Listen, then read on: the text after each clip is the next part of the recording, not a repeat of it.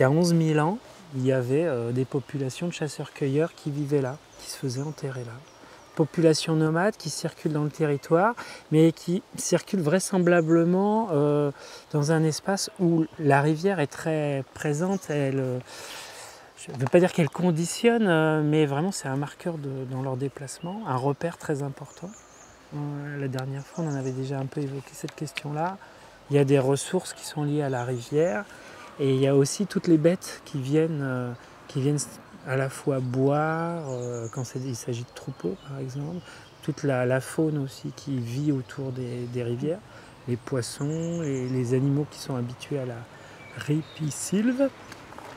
Et voilà. Donc c'est un milieu attractif et donc on imagine bien des campements à proximité de ces zones-là. Et après, les témoignages, on va faire un saut dans le temps parce qu'après, il n'y a plus beaucoup de traces de populations vraiment, vraiment anciennes. Après, c'est beaucoup plus, pour le néolithique, c'est beaucoup plus mince. Il faut arriver plutôt vers l'Antiquité, le Moyen-Âge pour que ça se densifie en termes de vestiges archéologiques. Pour être du côté tannerie, il faut traverser, donc Ouais. il faut prendre le pont qui est là. On peut faire ça. Ok. Il y a du bâti déjà, on pourra regarder le bâti. Très bien. Hein, allez, on y va. Donc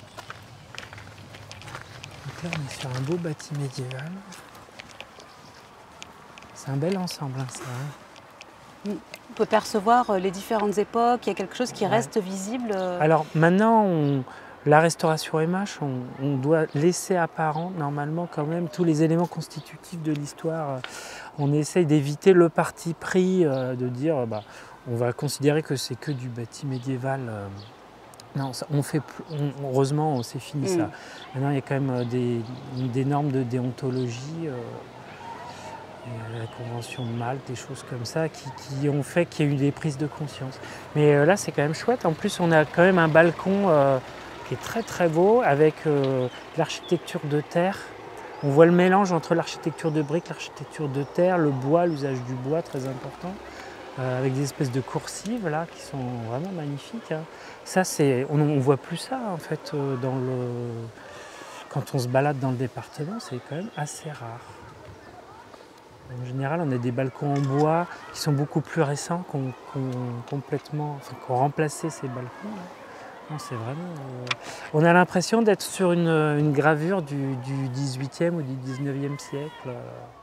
Et puis là, on discerne un petit peu la charpente. Ouais. Il y a la petite fenêtre et la deuxième, on distingue un petit peu des éléments de charpente sous le... Là, on voit la structure bois en fait, du dernier étage. Oui, on la voit. Oui. En fait, tout le dernier étage est en bois et avec un remplissage de terre et de briques en fait, sur le dernier étage. Donc ça, c'est vraiment traditionnel, un mixte en fait, avec différents types de matériaux.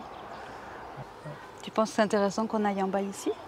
On peut aller voir. On va du côté de l'autre. On peut aller voir, on peut cheminer le long. Allez. Là, on voit bien en fait, la structure. Hein. C'est armé avec du bois.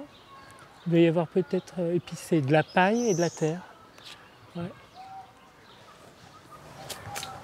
Alors, qu'est-ce qu'on a là? Là, on a un contrefort. Bon. Alors là, c'est la latrine. Les WC sur le balcon.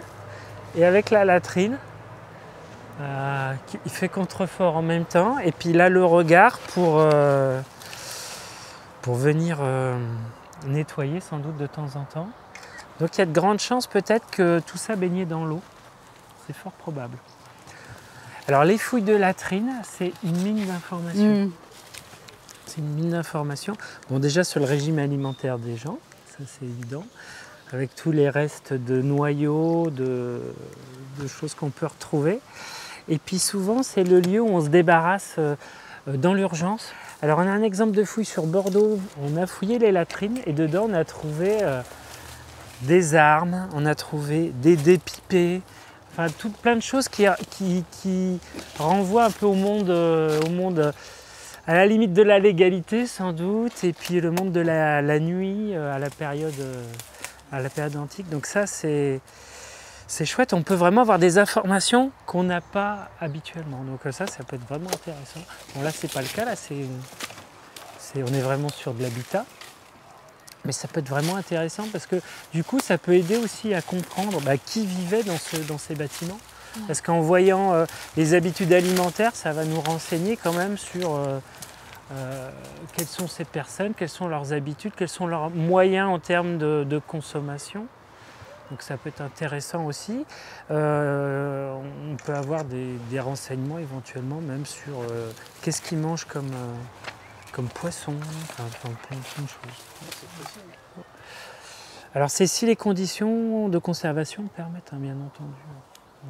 Mais il faut faire des tests, ça peut être intéressant. Après, il faudrait savoir quand est-ce que ça a arrêté de fonctionner. On peut être surpris. Ça peut avoir fonctionné encore il y a très peu de temps. Il n'y a pas si longtemps. Ouais, tout à fait. On peut avoir tout un jeu, un millefeuille de couches. Oui, voilà, c'est ça. Après, là, on a l'impression qu'on a une fenêtre qui était peut-être initialement pas celle-là, hein, parce qu'on voit que c'est un enduit béton. Ouais. Donc, est-ce qu'on est venu réouvrir cet espace-là? Est-ce qu'il y avait déjà, dès le départ, un dispositif de regard? Ce qui est possible aussi, c'est que si la berge venait vraiment frotter sur le bâtiment, c'est possible qu'il était plus bas aussi et qu'on l'a remonté quand ça s'est ensablé pour pouvoir y accéder encore de nouveau. Bon, ça peut être aussi, ça peut être tout à fait intéressant. Du coup, l'interaction entre le milieu et puis l'habitat. On voit qu'ici on a un massif maçonné avec de la pierre de taille et dessus viennent s'accoler des murs. Donc là on voit déjà plusieurs étapes de construction. Ça peut être un dispositif ancien. Soit c'est un mur qui s'est ruiné, hein, tout simplement, et qu'on a reconstruit avec des matériaux de fortune. C'est-à-dire qu'au départ on a une belle construction soignée en moellon. Dans un second temps, on a moins de moyens, on vient avec des matériaux divers. Et alors là, c'est assez étonnant parce qu'on voit qu'il n'y a pas d'assises régulières, on est vraiment sur de la reconstruction avec les moyens du bord. Ça s'est effondré. Et on voit qu'on a une porte là. Ah oui. On a un petit retour, on a le mur qui doit se poursuivre derrière. On a de l'habitat encore sans doute qui devait surplomber la rivière. Il faut imaginer sans doute qu'au Moyen-Âge, il y avait une densité plus importante de population et du coup d'habitat, de construction hein, sur le petitisme de Casseneuil. Ce que je trouve très beau aussi, c'est la manière dont le socle géologique rencontre le bâti humain. En fait. Cette rencontre-là, elle est très belle. Ben là, on voit très bien que si tu veux, ça c'est la rivière hein, qui a façonné ces rochers. Il est possible qu'au moment de la construction, sous nos pieds, coulait la rivière. Ça en faisait une position forte. Ces balcons qui courent tout le long, en plus ils sont enduits, ça fait vraiment c'est un petit côté défensif hein, quand même. Il n'y a pas beaucoup d'ouverture. Il y a quelques archères. C'est vraiment très beau. Ouais. Là, c'est pas évident, hein, parce que bon, on a des choses qui sont récentes. Tout ça, c'est très récent, hein, les murs là. Là, c'est déjà plus ancien. Vous voyez, il y a une ouverture là qui est bouchée. Ici, on a un massif beaucoup plus ancien sur lequel vient s'accoler ce bâtiment. Celui qui est un peu arrondi là. Voilà, c'est ça. Ouais. Voilà. Alors là, on a de la brique très mince. Donc ça, c'est de la brique qu'on trouve à la fin du Moyen-Âge, époque moderne. Au Moyen-Âge classique, on va avoir de la brique beaucoup plus épaisse, qu'on appelle la brique sarrasine. On en trouve souvent en réemploi. On voit que ces élévations, elles sont bas Moyen-Âge au mieux, ou époque moderne. Et là, par contre, elles viennent s'appuyer sur un massif plus ancien, mais qui est lui-même constitué avec ces briques très peu épaisses. Voilà, en lit très serré comme ça. Là, c'est très beau hein, comme construction. Et on voit cette limite-là, ça fait un carré, là ça a été construit par-dessus. Oui, voilà, ça a été construit par-dessus. Mais déjà, dans ce noyau de pierre, qui est un peu fait de tout venant, là, on a déjà ces briques-là. Donc il y a un élément plus ancien qui est rafistolé, là, et sur lequel tout ça vient s'appuyer. On a une belle porte au-dessus. Par contre, elle est en arc brisé. Ça fait plutôt médiéval. À la Renaissance, puis l'époque moderne, on va quand même vers souvent de l'ouverture quadrangulaire avec un linteau et tout ça. Ces ouvertures en arc brisé, on les retrouve jusqu'à la fin du Moyen-Âge. Et après, on se raréfiant. Ouais. Donc on est peut-être sur quelque chose du bas Moyen-Âge. Ouais. Par déduction, avec les différents éléments qu'on a, c'est ce qu'on pourrait essayer d'avancer. Il faudrait que je regarde, il y a certainement des textes qui... Voilà. Là c'est pareil, on a des réflexions. Donc un mur beaucoup plus ancien, et puis on vient refermer cet espace dans un second temps. Alors pourquoi est-ce que ce mur, si on regarde bien, est-ce que c'est vraiment un retour du mur ou est-ce que en fait, le mur s'interrompt et se prolonger dans cette direction? C'est pas impossible. Oui. Ah, oui. Ouais, c'est pas impossible. Et que du coup, on est juste cassé les briques. Et on a beaucoup de briques là qui sont cassées là. Ouais, mais on le voit au-dessus. Ouais. On dirait que le mur a se prolongé en fait. Voilà, c'est ça. C'est pas régulier. Voilà. Donc là, mais c'est étonnant avec cette roche là. Est-ce qu'elle était... Elle pouvait être englobée. Elle pouvait être encerclée. Ouais. Est-ce qu'il y a des traces d'outils? Visiblement, ça a un intérêt encore aujourd'hui comme toilette, décidément. Là, on a un petit trou, là aussi. Au Moyen-Âge, on a beaucoup utilisé les falaises. On s'est appuyé dessus pour avoir un troisième mur, ça faisait une économie. On a souvent des dispositifs de calage, trous de boulin, des choses comme ça. Là, on n'en voit pas. Donc là, c'est vachement sympa. Oh là là, il y a plein de traces. La pierre est complètement altérée par l'érosion. Ouais, mais c'est très beau. Ouais, c'est vraiment très beau. Et là, on a ces petites assises de réglage avec des briques qui sont... Ça veut dire quoi, une assise de réglage? C'est pour faire le niveau? Ouais, c'est ça. Ben là, on en a plein, surtout en briques. Là, on en a une, là, par exemple, qui court sur presque toute la longueur. Ben, quand on a des matériaux un peu grossiers, avec des modules différents, de temps en temps, en tout cas en Lot-et-Garonne, on a l'habitude d'alterner avec des assises de briques qui permettent de reprendre, de suivre l'horizontalité. C'est un côté esthétique aussi qui est très chouette. Là, c'est assez étonnant parce que c'est très divers. Par rapport à l'autre côté, au bâtiment médiéval, on a des choses qui sont des matériaux qui sont beaucoup plus usés. Alors là, on a une date, c'est quoi, 1776 sur cette ouverture-là? Ah oui. On voit beaucoup de granges ou de fermes dans la région qui présentent comme ça ce jeu de matériaux entre de la pierre et de la brique. Et puis éventuellement, des fois, des motifs. On est dans l'ornementation, presque avec une assise, avec des briques qui sont en biais, là, comme ça. Là. C'est très joli. Ça fait presque l'opus spicatum, là, antique. C'est très joli. On peut rentrer à l'intérieur de ce bâtiment. J'ai l'impression parce qu'il y a un petit balcon. Ouais. En fait, c'est un sable silicifié qui se délite complètement. C'est avec le vent, la pluie. C'est ça. C'est un matériau qui ne tient pas du tout les intempéries. On voit quand même que c'est pas très régulier comme construction. Alors peut-être c'était destiné à être enduit. Là, la qualité de la maçonnerie par rapport à ce qu'on a vu tout à l'heure, c'est très mauvais. C'est très mauvais, c'est fait de briques et de broc. On utilise des briquettes de loin en loin pour essayer de rattraper des niveaux. Par contre, traces de tannerie, là, pour l'instant, il n'y a rien du tout. Donc là, ça vient s'adosser dessus et on a quand même une porte avec un arc comme tout à l'heure et qui manifestement est bien dans une construction moderne.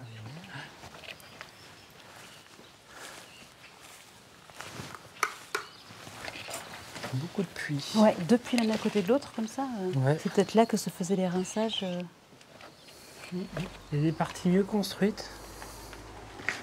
Après, c'est peut-être effectivement, ça pourrait bien correspondre à un bâtiment, on va dire industriel ou enfin à vocation artisanale, qui n'est pas construit avec un très grand soin. Ça serait assez logique. Il y en a encore un. Encore un puits, oui. Voilà. Et en tout cas, ouais, ça c'est bien intéressant parce qu'on est vraiment sur le lien entre la population et l'eau. Ouais. C'est vraiment intéressant. C'est beau ça. Oh, il y a une porte là-dessous. Ce qui peut arriver souvent à la période médiévale, c'est qu'on peut se retrouver avec des rez-de-chaussée qui deviennent des caves parce que oui. les niveaux de rue remontent. Eh oui. Et là, on dirait vraiment que c'est le cas. Qu'est-ce que c'est? Ouais. Encore un puits, mais là celui-ci est rond. Oui, c'est encore un puits. C'est un beau puits, avec une très belle margelle. Il fait plus ancien que l'autre. Alors les puits, c'est encore mieux que les latrines. Il y a beaucoup de choses dans les puits, dans les fonds de puits. Des chats, des résistants. Mais pour aller fouiller un puits, c'est ouais, c'est compliqué. C'est compliqué, hein, c'est parce compliqué. que c'est quand même étroit. Ouais. Alors, on peut utiliser des systèmes avec un palan. Donc, une plateforme en fait en surface avec un palan, quelqu'un qui descend, qui est encordé et qui descend comme ça progressivement, et puis qui va fouiller. Alors par moitié sur une hauteur de 1 mètre à peu près, puis il va refouiller la deuxième moitié, puis il descend comme ça. Quand c'est bien parmenté comme ça va à peu près. Là, ce qui est compliqué, c'est quand l'eau arrive, il faut pomper en même temps. Par contre, dans le fond, on peut avoir vraiment des belles surprises. Ouais. Il y a toute l'information sur l'environnement, la palyno, la carpologie, et puis les habitudes alimentaires, puis tous ces objets qu'on disait qui peuvent atterrir dans le fond.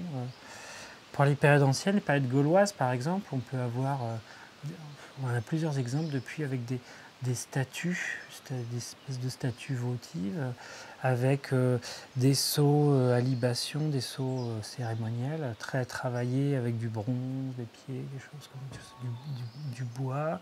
On peut avoir vraiment plein de belles choses. Surtout, je dirais en Lot-et-Garonne, avec l'oppidum d'Agen, on a eu quelques beaux exemples de ça, et, ce qui a donné lieu à des interprétations. Parfois un peu... Ouais, on a vu dans le creusement des puits vraiment qu'un acte cultuel, religieux, alors que maintenant on se rend compte qu'il y en a vraiment partout en fait des puits et qu'on est vraiment sur des fonctions domestiques, même si ça ne veut pas dire qu'il n'y a pas des rituels quand même. Parce que nous on découpe tout nous on a le domaine de l'économie, de la religion, du politique. Dans notre société actuelle, tout est très découpé. Les sociétés anciennes, c'est pas aussi découpé que ça, et souvent toutes les fonctions s'imbriquent. Et donc on peut avoir des témoignages du rituel dans quelque chose qui est pourtant tout à fait pragmatique et quotidien. Et on peut avoir des rituels de fondation pour garantir le bon fonctionnement de la structure qu'on vient de faire. Voilà, et donc c'est vrai que quand on réinterprète après l'ensemble de ces vestiges, c'est vrai que ça peut, si on n'a pas bien ça en tête, on peut vite dériver sur des interprétations purement religieuses. Donc faut être prudent, faut lire, voilà. Prendre le temps d'observer. C'est ça. Ouais. C'est curieux ça. On dirait des conduits de cheminée, mais c'est trop petit pour être des conduits de cheminée, c'est bizarre. Ou alors c'est des anciens conduits de cheminée qui ont été bouchés. On a des traces là de vraiment noires. Ça se trouve, ça a cramé. Ah, voilà. Ça a cramé et ils ont remplacé comme ça. Ouais. C'était rebâti après ça, c'est rebâti contre. Un petit réemploi. Puis on voit que ça a été, c'est un peu gris, parce qu'il n'y aurait pas eu un incendie. Ouais. Alors là, ça me semble surtout poussiéreux. Ah, d'accord. Par contre, là, on dirait bien les traces, effectivement, de brûlure. Et, ouais. On va aller par là. En fait, c'est compliqué parce que là, on est face à la vie de tous les jours de ces bâtiments qui sont continuellement réaménagés, réparés. Et après, quand on n'a plus que quelques morceaux de mur, comme ça, des fois, on a du mal à comprendre, surtout s'ils sont fragiles, des bâtiments qui ont été refaits plein de fois. On a un système de barrage. Tac, tac. Donc là, on a une porte. Là, on est sur une porte, ici, là, d'un bâtiment, on ne voit pas l'autre côté. Et là, on a un système de barrage pour bloquer la porte. Ah oui. Donc là, on a les gonds. Une grosse porte. Hein. Je ne sais pas ce que c'est. Il devait y avoir une façade à cet endroit-là, en fait.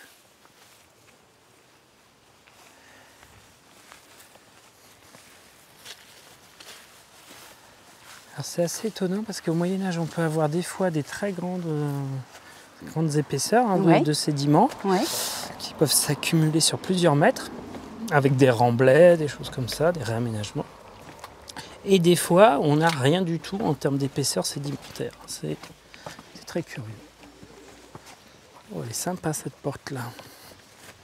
On voit qu'effectivement, là, on a bien l'angle d'un bâtiment, peut-être ce bâtiment-là, avec un chaînage important, un remplissage en briques. Là, on a de la brique plus épaisse que tout à l'heure. Hein, de la brique plus irrégulière. Et après, on vient accoler cet ensemble avec cette porte. On vient s'accoler dessus. Peut-être avec des matériaux de réemploi d'ailleurs de ce premier ensemble. C'est pas évident. Cette façon de construire avec des gros contreforts comme ça, c'est vrai que ça fait pas très ancien. Ce serait plutôt le 19e qui aurait fait ça. Ouais, l'époque moderne au sens large. Je préfère pas trop m'avancer sur les datations. En tout cas, on n'est pas trop dans la même ambiance que de l'autre côté. De l'autre côté, on avait des très gros logis, très puissants. Là, on est sur autre chose.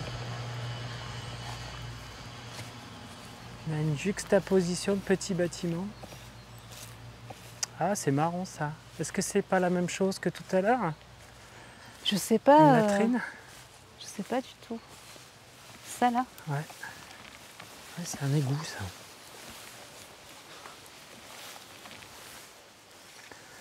Alors au Moyen-Âge, en général, il n'y a pas d'égout.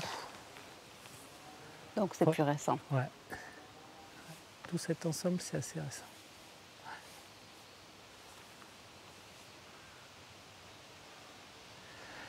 Ça, c'est la méthode de base de l'archéologie. C'est ce qu'on appelle la chronologie relative. Essayer de dater un élément, puis d'essayer de trouver ses relations physiques, en fait, avec son environnement, savoir est-ce qu'il vient avant ou est-ce qu'il vient après. Et de proche en proche, comme ça, on arrive des fois avec un seul élément qui est calé, mais à caler toute une séquence. Donc, là, c'est le cas. Donc, du coup, l'eau coule dans ce sens-là. Donc ils ont mis les tanneries au bout de l'eau potable par rapport à la lait. Par contre, ceux qui sont là, ils ont encore les effluves.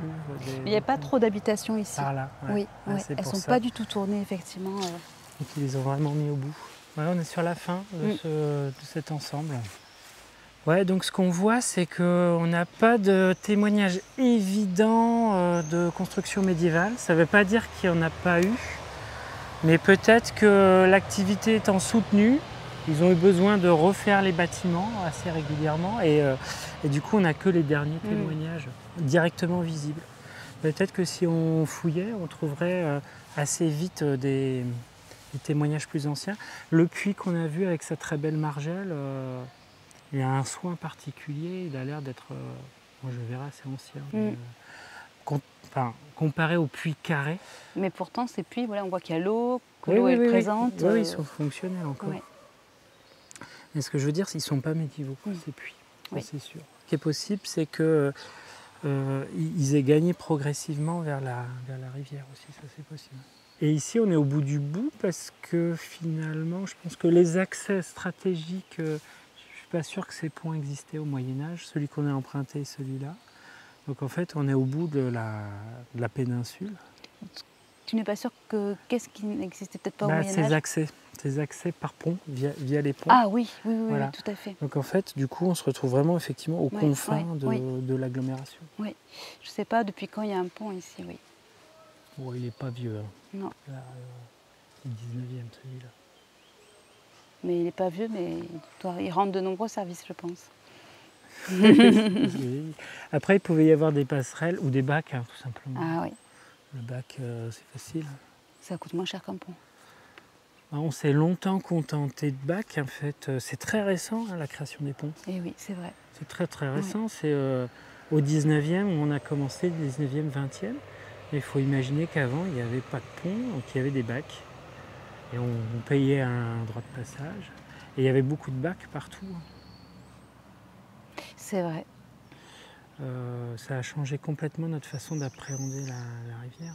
Je pense qu'avant, c'était des vrais obstacles. Quand on voulait circuler à moyenne ou à longue distance, il fallait anticiper sur savoir pour chaque rivière où étaient les bacs. Là, on a une cuve, peut-être.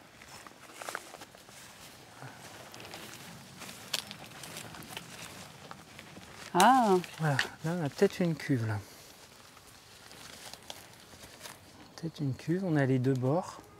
Enfin, on a trois bords, en fait, puisqu'on a celui-là. Là, ça revient. Et ici, on a un sol qui est un sol vraiment maçonné. C'est pas un sol de circulation, c'est pas un sol de cave ou quelque chose comme ça. Donc là, on a peut-être une cuve. Donc là, ça c'est intéressant, ça, par contre. Ça, c'est vraiment intéressant. Des fois, il faut regarder plusieurs fois pour bien identifier les choses. Et voilà, tac, tac, tac. Là, on a un bout de mur, là, tac, tac, ici, là. Et dans ce mur, on a cette espèce de roche, là, comme ici, là. On a peut-être un petit dispositif, là, ici, là, de cuve, dont il nous manque une partie. L'élévation au-dessus de nous est postérieure.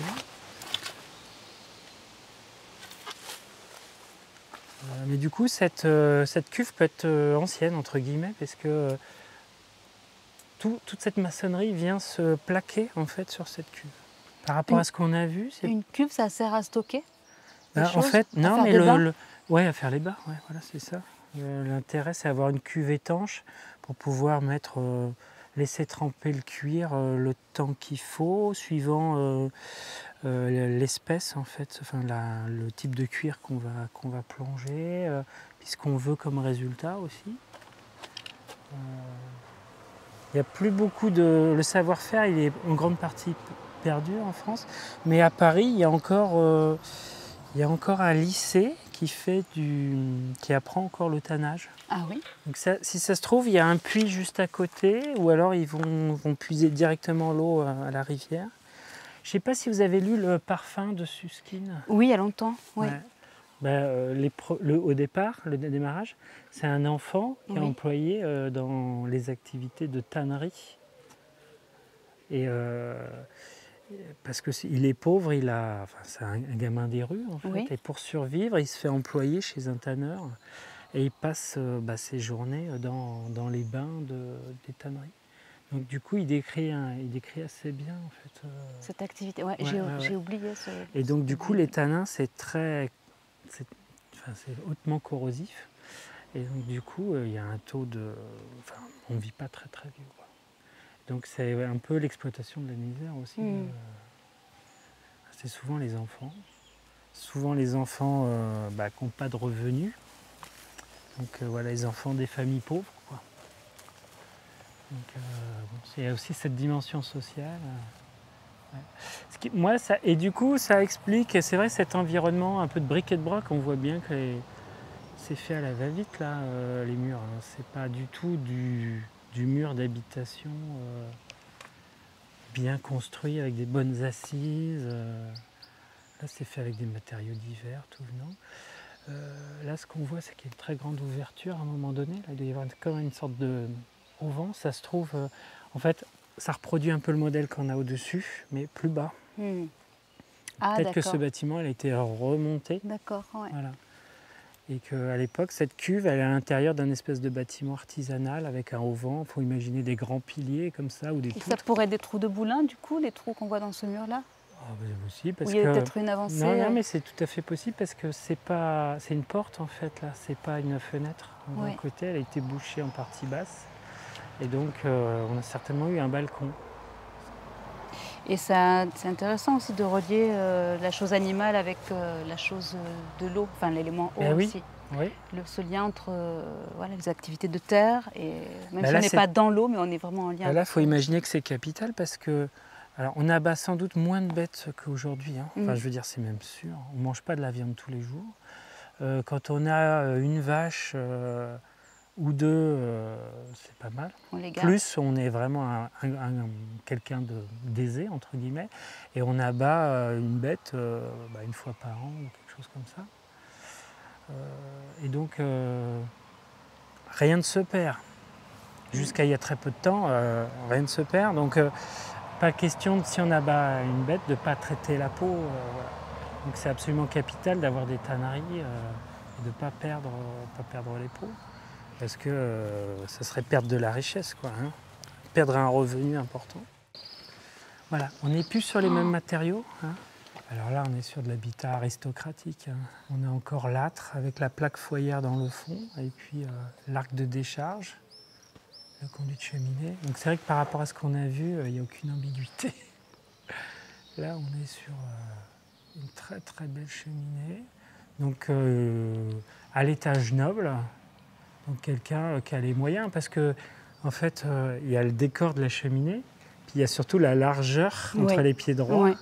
Donc ça veut dire que alors il y a une pratique aussi au Moyen-Âge, c'est-à-dire qu'on fait un feu qui n'est pas forcément gigantesque, mais on peut se glisser aussi à l'intérieur de la cheminée. C'est vrai. Et oui. Mais comme on le fait encore quand l'âtre est assez grand, c'est. Voilà. Et là, l'âtre, il est quand même pas mal grand, hein, quand même. C'est la taille des châteaux, hein, quasiment. 2 mètres de large.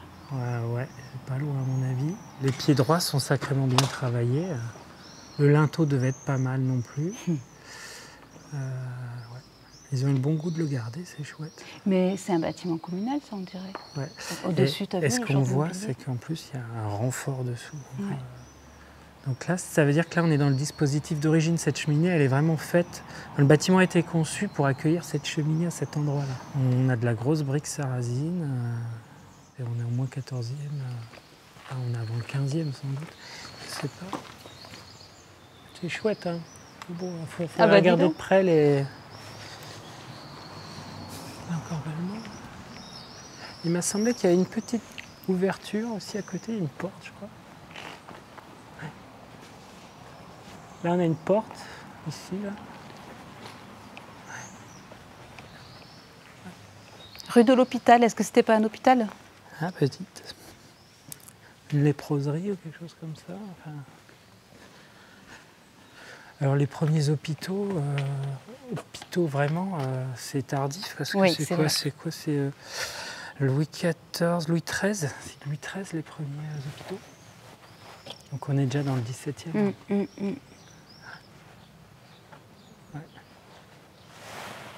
Bon, ça collerait bien avec la chronologie de ce qu'on voit là. Et là on a des super belles façades avec des croix de Saint-André. Et ouais, ça collerait bien avec le style de la cheminée. Je sais pas de quand c'est daté. 15e peut-être, 14e, 15e, je sais pas.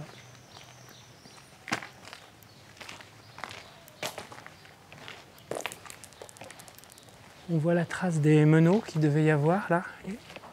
Au centre des ouvertures, là il y a des meneaux qui ont été bûchés. Meneaux croisillons là au centre. Oui, ça y est, je les vois, oui. Voilà. Oui. Et là, on voit 2 unités d'habitation qui sont identiques. Ouais. On peut être sur un plan de lotissement, c'est-à-dire que le lotissement, c'est une invention médiévale. Et on a une construction jumelle. Exactement, oui. Voilà. Donc 2 petites unités d'habitation. 2 portes. Voilà. Avec certainement financé par quelqu'un qui a un peu d'argent. Donc ça peut être un seigneur local. Donc ça c'est chouette. Et donc il est possible qu'il y ait les mêmes cheminées à l'intérieur des deux bâtiments. Faudrait pousser la porte pour savoir. Ding dong. Ding dong. Voilà. Bon,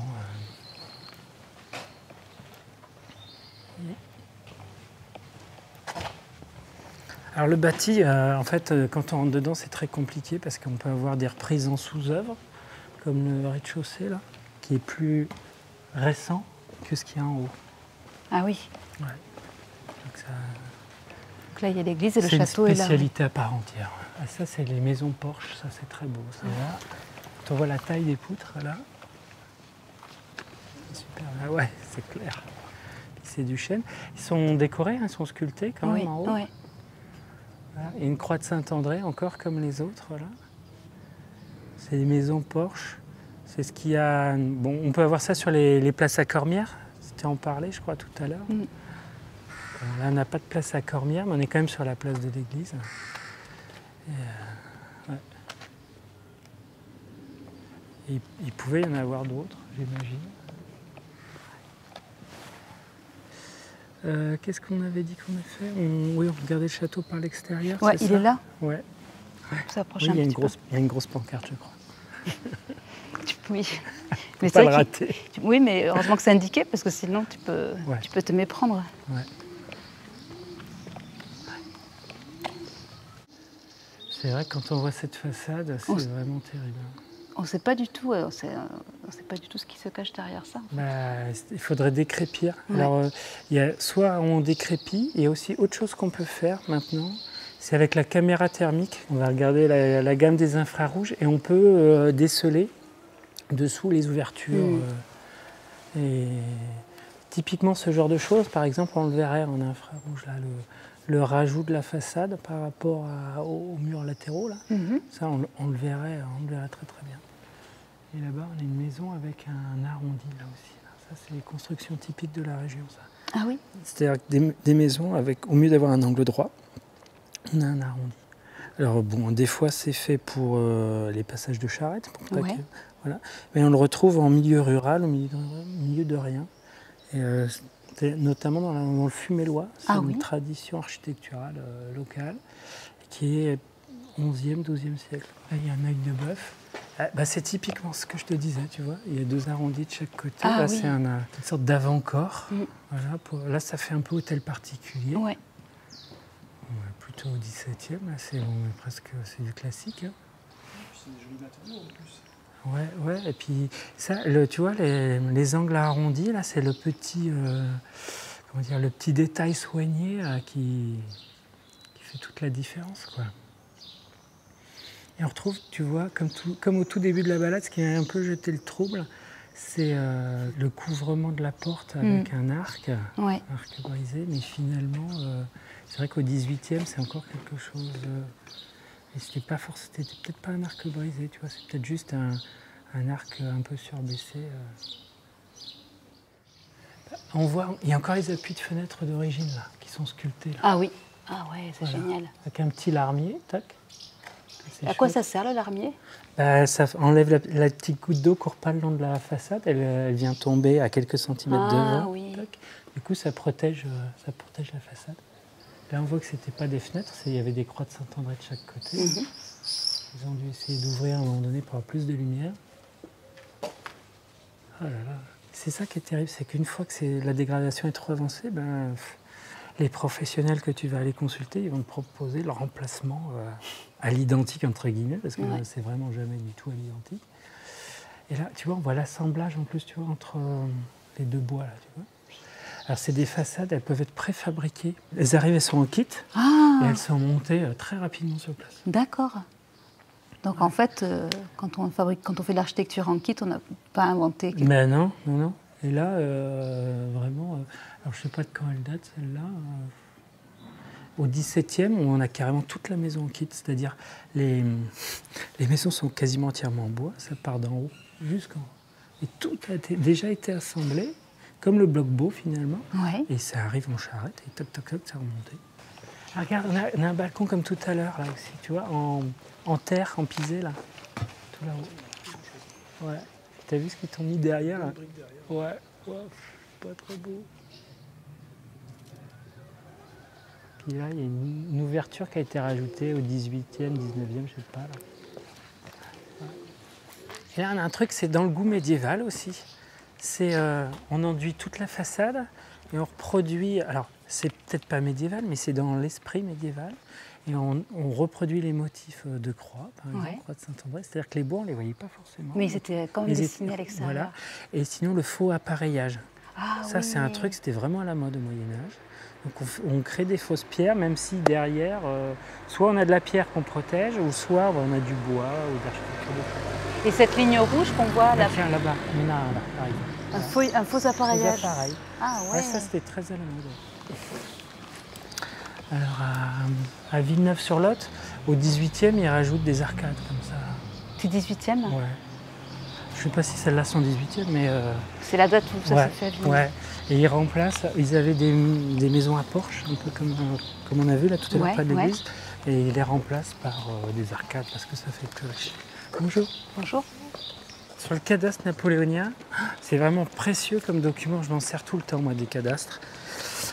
On voit souvent des fossés, des enceintes médiévales ou modernes qui sont encore inscrits dans les plans. Et puis après, ils sont de plus en plus difficiles à déceler après, plus on avance dans le temps. Et donc là, on a, je crois, une belle tour dans mon souvenir. Ah oui. Et oui, maintenant je la vois. Et là, c'est chouette. Là, il faudrait le regarder de près, mais on pourrait peut-être dater. Pardon, j'ai pas entendu. On pourrait dater peut-être en fonction des... Déjà, essayer de vérifier si c'est vraiment une tour de défense. Ça peut être aussi un balcon fantaisie, il faut quand même rester prudent. Après, s'il y a des éléments de défense type archère canonnière, on arrive quand même à pas mal dater. Et là, il parlait de vieux ponts, donc ça veut dire qu'il doit y avoir un fossé au moins qui barre l'île à un moment donné, quelque part par là. C'est la rue qui s'appelait la rue du Vieux-Pont tout à l'heure. Ouais, donc à mon avis, c'est pas pour rien. Donc ça peut être intéressant. Donc là, on a une espèce de bâtiment qu'on pourrait penser être bâtiment fantaisiste, une fantaisie 19e, avec une sorte de grande tour, voilà, avec encore sa toiture. Et en fait, c'est un reste de moulin, d'après ce que je vois, parce que je ne le connais pas, mais avec plusieurs états. Et c'est pas inintéressant. Donc il doit y avoir un seuil, pas très loin, qui permet de concentrer l'énergie hydraulique, et donc avec un canal d'amener sans doute. Voilà. Et donc là, vraisemblablement, ce qu'on voit, l'arc, en fait, c'est la sortie de la chambre où il y avait les meules. Et donc, c'est-à-dire que là, on marche sur un espace qui était la rivière, c'est à peu près sûr. Il doit y avoir un canal, un exutoire, en fait, sous nos pieds, là, qu'on ne voit plus. Donc ça confirme bien que les rives se sont vraiment empâtées. Alors, on voit que la commune a décidé de cristalliser les vestiges, c'est bien pour les conserver. Ils ont remonté 30 cm.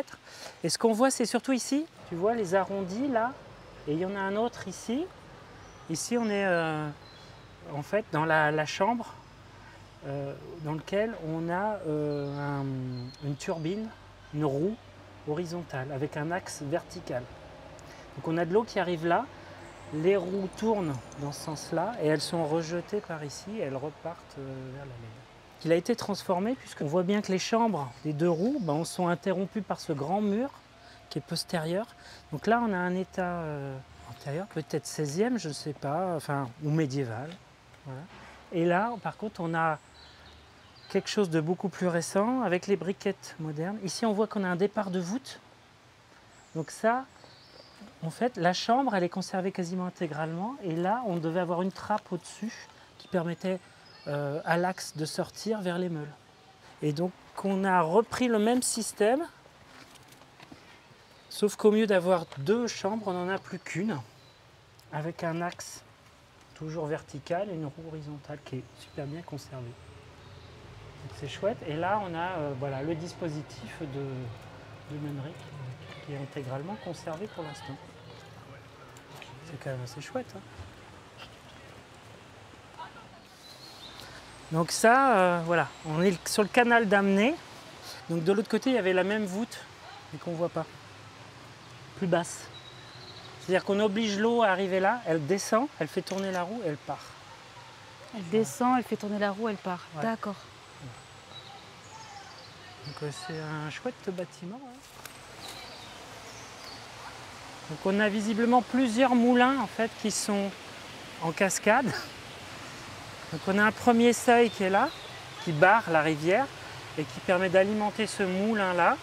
Et dans un second temps, ils ont, ou un premier temps, je ne sais pas, ils ont rajouté ce seuil-là qui permet d'alimenter ce moulin-là. C'est chouette. Donc ça a l'air d'être le calcaire en place, qui est, tu vois, le calcaire en place, ouais. le cours naturel, ouais. Qui est très très jaune. Et puis là, on voit, tu vois, ils ont juste installé un... En fait, c'est sur très peu d'assises. Hein. Voilà. Après, on voit qu'ils ont essayé d'avoir à peu près 1 mètre d'eau, tu vois, pour alimenter le canal. Ouais. Et tu vois, ce mètre doit se répercuter à peu près jusque là-bas. Et on voit bien le seuil, on a tout l'écorché du seuil. Oui. Depuis la roche naturelle, la première assise, les assises supérieures. Ça veut dire que cette cascade, elle a été construite pour alimenter le moulin. Ouais. D'accord. C'est beau ce mot d'utiliser un écorché. Comment tu as dit? Oui, c'est un écorché. L'écorché du seuil, oui. Ouais. Ça, c'est très joli. Ouais. Et tu vois tous les blocs éparpillés qu'on avait vus au sonar? Oui. Bah, tu vois, il y en a là, des gros blocs. Ah oui. Comme ça. Il y a du calcaire dur et là, tu as des pieux. Là, mais oui, des trous. Et ça, c'est un trou aussi. C'est pareil. Il y a des dispositifs plus anciens. Ouais, il y aura une jolie étude à faire là. Allez, je rajoute Casmeil à ma liste. Et le mur bahut.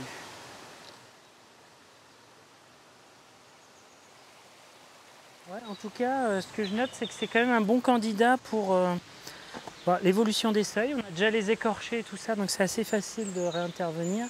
Et aussi pour l'évolution des moulins, des techniques de meunerie. C'est pas mal aussi. Parce que ça se trouve, on a peut-être quasiment toute l'histoire de la meunerie sur un seul site. Là. Toute l'histoire de la minoterie? De la meunerie. Ah, la meunerie, pardon. Ouais, sur un seul site. La minoterie aussi. Ah oui, en effet. Voilà. Et là, il y a la chambre du moulin suivant. On voit le départ de la chambre, tu vois, il y a la voûte là. Ah oui. Ouais, celui-là, il mériterait d'être étudié. En plus, tu vois, ça. Ouais, non, il doit y avoir des parties médiévales dedans. Peut-être plus grand-chose. En général, ce qui se passe, c'est qu'il n'y a que le rez-de-chaussée là, qui est médiéval et tout le reste, c'est des constructions postérieures. Et là, c'est bien parce qu'il s'est décalé, s'est déporté par là, donc il conserve tout le bas médiéval. Là. Ça, c'est super chouette. Ça aurait fait de l'archéologie de terrain. Ah oui, c'est un régal. Et puis par ce temps, dans un c'est cadre comme ça, c'est super bien.